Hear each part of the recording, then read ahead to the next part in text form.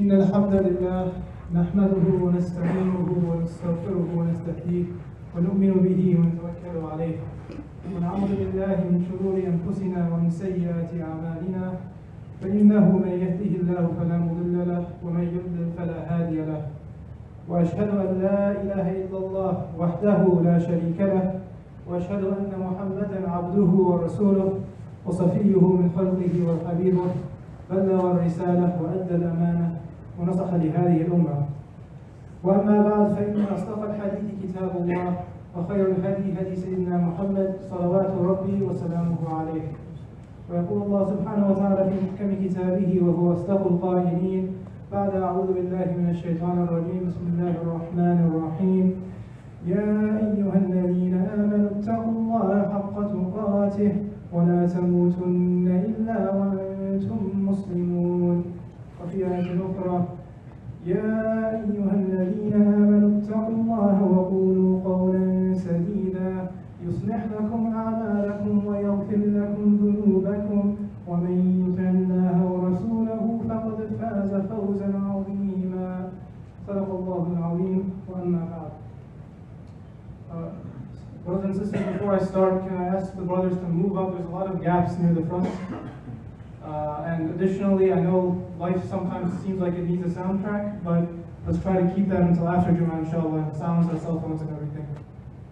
So that there's no disruptions, because it's not just disrupting yourself to turn off your cell phone rings, but it disrupts the people around you, disrupts your concentration, disrupts someone who's leading the prayer or who's speaking, and all around it's not a great thing. So inshallah, let's try to silence our cell phones and then put them away for the remainder of the khutbah, inshallah. I'll start off by saying Eid Mubarak. We're in, the last of the days of Tashriq, Ayyam Tashriq, which is the 3 days that follow Eid al-Adha. And the people who are on Hajj, they're finishing their Hajj now, inshallah, and may Allah accept from them their Hajj and return them to wherever they came from safely, inshallah.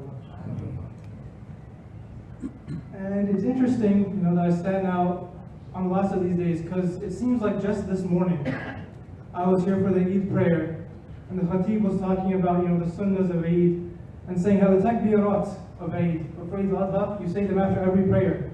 If you've been coming to the masjid, or maybe even at home you've been doing it, after every prayer you devote some time to takbirat. And he said that those start, here we celebrate it on Tuesday, you start the night before Eid, and you continue until the Asr on the last day of Tashriq, which is Asr today. And that seems like just this morning, that he said that already we're on the last of the days.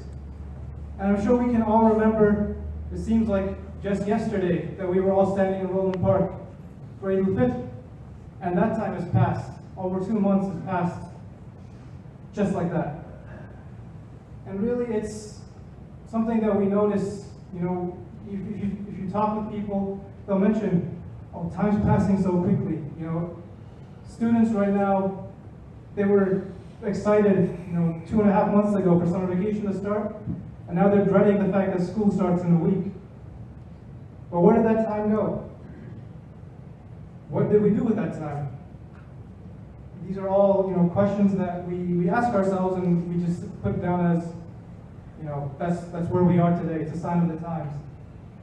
And we say that, but really, it is. As we know from the hadith of the Prophet ﷺ that one of the signs of the Day of Judgment, sign of the times, is that time itself will move quickly.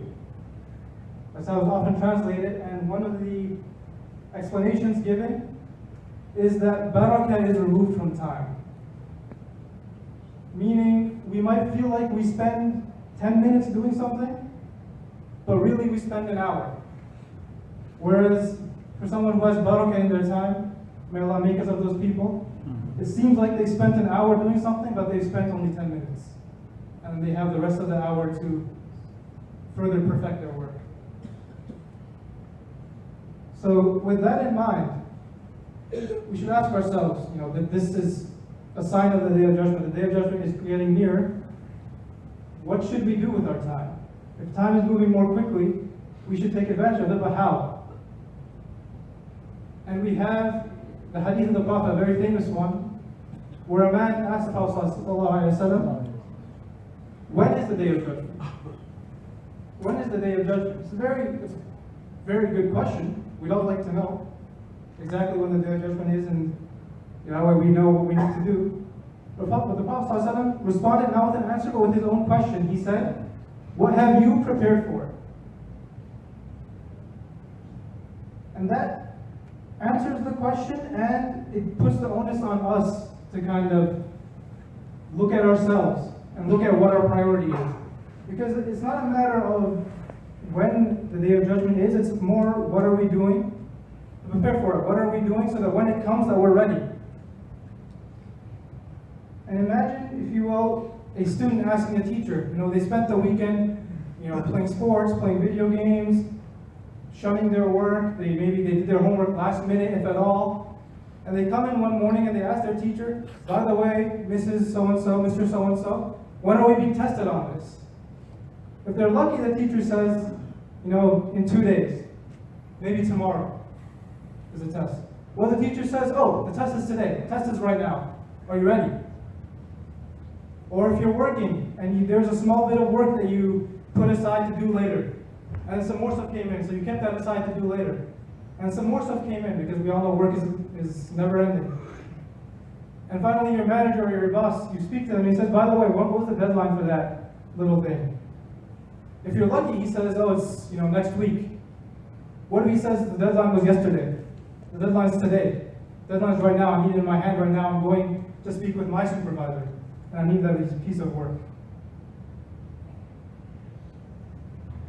So we should always be looking at, we should have in mind that we don't know when this deadline is for the biggest test, for the biggest piece of work, for the biggest assignment that we've been given, which is the test of this life, and to achieve success in the hereafter, inshallah. And we're reminded of this in multiple places that we don't know when the day of judgment is. We don't know when we will die. Each and every individual of us, we don't know when we'll die. And that's the end of our testing period. And Allah subhanahu wa ta'ala says in Surah Al-Imran, وَمَا كَانَ نَفْسٍ أَن تَمُوتَ إِلَّا بِإِذْنِ اللَّهِ كِتَابًا مُؤَجَّلًا. And no soul will die except with Allah's permission at an appointed time, at a written time.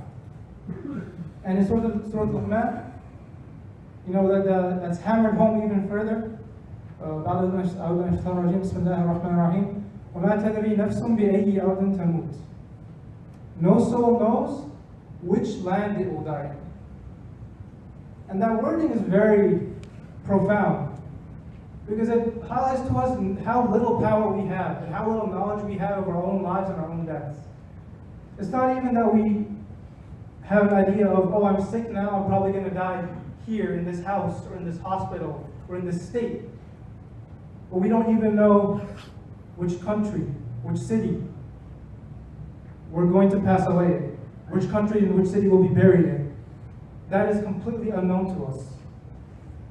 You could be someone who's lived his entire life in one city, and then a relative is having an occasion, so you go to visit them and you pass away on the journey. You pass away once you visited them. You spend your entire life in one city and you're not even buried there. And it's not just for individuals, this lack of knowledge. We're reminded in multiple places in the Quran. Allah subhanahu wa ta'ala says, وَلِكُلِّ أُمَّةٍ أَجَلٌ فَإِذَا جَاءَ أَجَلُهُمْ لَا يَسْتَأْخِرُونَ سَاعَةً وَلَا يَسْتَقْدِمُونَ. And each nation has its time. And when that time comes, they cannot postpone it, nor can they bring it closer if they wanted to. So no matter how big or how small, whether it's a single person, whether it's an entire nation, not only are we going to die, we don't even know when that time is. And so, as the Prophet ﷺ said, he asked the question, but his message to us is, when he asked, what have you prepared for it? Is that we shouldn't focus so much on when it will be, but we should make sure that every moment we have, that's a blessing from Allah, that's a chance from Allah. That's another question on the test of this life. And we should do our best to answer it. And that doesn't mean necessarily that we spend our entire day and our entire night in prayer, and that we fast every day, and that we're always reading Quran. That's not what that means. And we know that from the hadith of the Prophet ﷺ, where he was approached by some young men. And one of them said, I'm going to forego sleep. I'm going to not sleep at night and just spend the night in prayer. And the Prophet ﷺ says, am I not the best example? And I pray and I sleep. Prophet ﷺ is the paragon. He's the person who we should strive to emulate. And he says, I pray and I sleep. So you don't forego everything in this life in the pursuit of acts of worship. And the Prophet ﷺ, one of the other men who approached him, he said, I'm going to fast every day. The Prophet ﷺ says, I fast and I eat in the same manner. You know, you're supposed to emulate me, I fast and I eat. So we shouldn't forego the acts of worship, this life and, completely do acts of worship, because the works of this life are also acts of worship. Taking care of your family, spending time with your family. The responsibilities each and every one of us has. If we're a boss at our workplace, we have our responsibilities to our employees. If we're an employee, we have a responsibility to our boss. Fulfilling those is an act of worship. And to sum it up, really, is that we should focus, and inshallah I'll get to some examples in the second khutbah. To sum it up though, we should focus on how each and every part of our lives is for Allah subhanahu wa ta'ala. If we sleep, we're recharging our body so that we may go into the next day with the energy to do what Allah subhanahu wa ta'ala commands us to do. When we eat, we're giving our bodies the fuel we need to do what Allah subhanahu wa ta'ala has commanded us to do. And if we eat from what's halal, and that itself is a worship. And whatever we do, when we work to earn a halal living, that we may support our families, or that we may give charity, or that we may do whatever it is that is good with the money, that itself is a form of worship. But we should also take the time to do the prescribed acts of worship. We can't just say, oh, I'm earning halal money, I'm going to not go to gym, I'm going to not pray dhuhr during work hours because I need to maximize the hours I put in. We should always take the time to remember Allah subhanahu wa ta'ala, both what's prescribed for us and what is, some extras that we can do. And inshallah we'll go into some examples in the second khutbah. أقول قولي هذا وأستغفر الله لي ولكم فاستغفروه إنه هو الغفور الرحيم.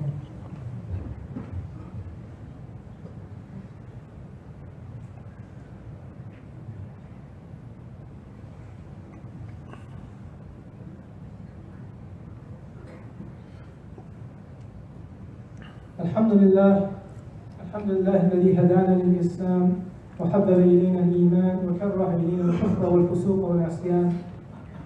إن الله وملائكته يصلون على النبي يا أيها الذين آمنوا صلوا عليه وسلموا تسليما.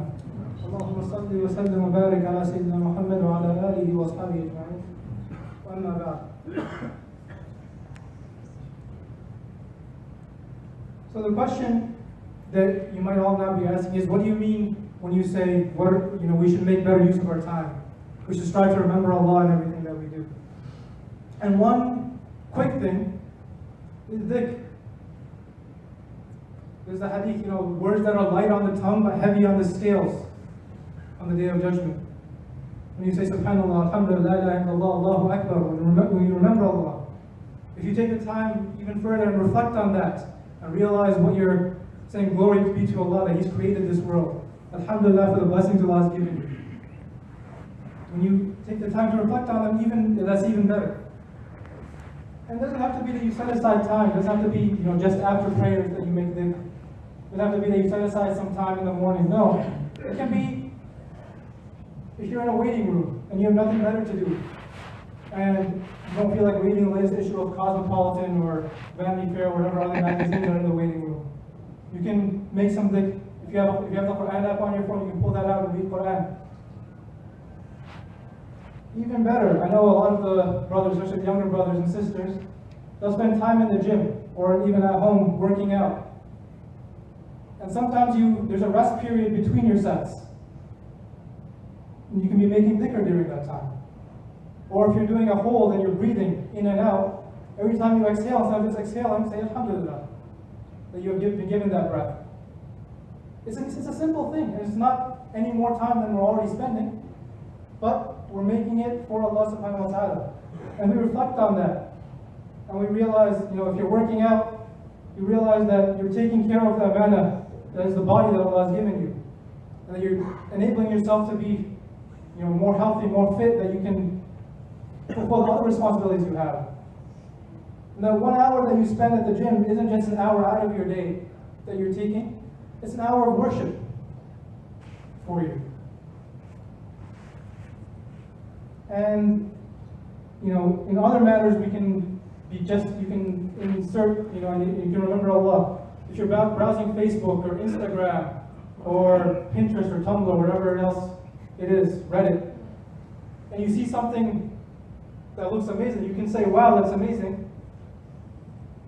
And if you can't remember, just say subhanallah or mashallah for something. If you see someone post a picture of, they just had a kid, or they just got married, or they just got accepted into a school, if you say mashallah, you remember Allah, and you make that, even though Facebook can be a pitfall, you make at least that little bit of it for Allah subhanahu wa ta'ala, and a way to remember Allah. And there are other things we can do. We can take our time and pray. And I remind myself of this before I tell anyone else, because I know that when I pray, if I'm not careful, I pray faster than us being trained. I can start now, and before you guys finish saying salams to each other, I'll be done.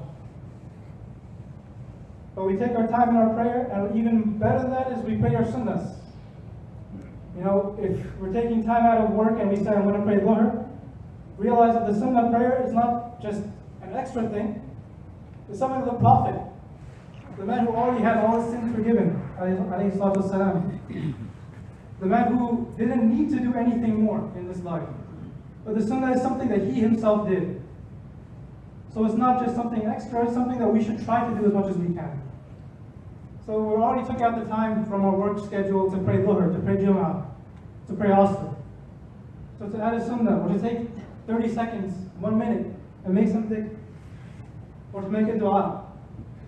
And dua doesn't have to be something that you sit down and you make dua. You can be in the middle of a test, you come across a hard question, oh Allah, help me on this. And you're remembering Allah. And that's the important thing. Whether or not you succeed on that test, you succeeded on a much more important one. And if we get into the habit of remembering Allah in the small things in our life and in the big things. We just made it through a day at our job. Alhamdulillah. We got accepted to a new job. Alhamdulillah. Small things and big things. We get into the habit of remembering Allah subhanahu wa ta'ala, and not only do we, get some strength from that. We ask Allah for help in overcoming things, but also it helps us avoid things that we shouldn't be doing, because we have Allah subhanahu wa ta'ala on our minds. So inshallah, may Allah make us of those who use our time wisely and remember Allah in everything that we do. ربنا آتنا في الدنيا حسنة وفي الآخرة حسنة وقنا عذاب النار وقنا عذاب القبر وقنا عذاب الميزان. اللهم اغفر للمسلمين والمسلمات والمؤمنين والمؤمنات الأحياء منهم والأموات إنك يا مولانا سميع قريب مجيب الدعوات. اللهم انصر الإسلام وعز المسلمين وأذل الشرك والمشركين ودمر أعداء الدين واحمي حرس الإسلام يا رب العالمين. اللهم تقبل حاج الحاجين برحمتك يا أرحم الراحمين. وصلى الله على سيدنا محمد وعلى آله وصحبه أجمعين. عباد الله، إن الله يأمر بالعدل والإحسان وإيتاء ذي القربى وينهى عن الفحشاء والمنكر والبغي يعظكم لعلكم تذكرون وأقيموا الصلاة.